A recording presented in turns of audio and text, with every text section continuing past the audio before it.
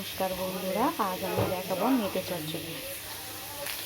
তো মেটে চচ্চড়ি করার জন্য আমি এখানে শুকনো লঙ্কা ফোড়ন আর পেঁয়াজ কুচি দিয়েছি, এর মধ্যে একটু নুন দিয়ে দিয়েছি,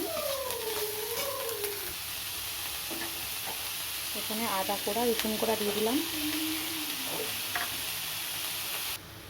এখানে আমি ক্যাপসিকাম আর টমেটো কুচি দিয়ে দিয়েছি। আমি কিন্তু সব কিছু মশলা একবারে দিয়ে দেবো। আর এখানে দিয়েছি ধনে গুঁড়ো, জিরে গুঁড়ো, হলুদ, নুন আর লঙ্কা গুঁড়ো।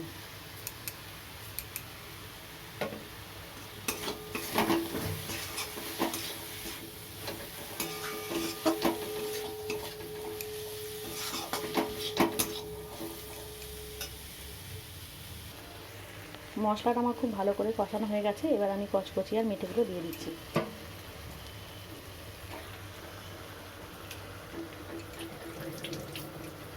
এবার খুব ভালো করে আমি কষিয়ে নেব।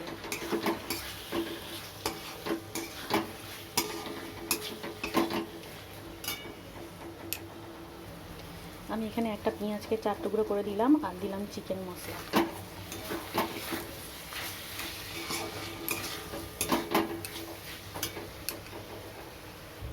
এখানে টমেটো সস আর কাঁচা লঙ্কা দিয়ে দিলাম।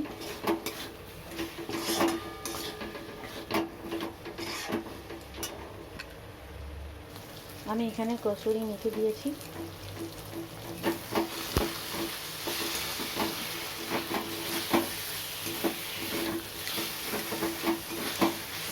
খুব সামান্য পরিমাণ জল দেব।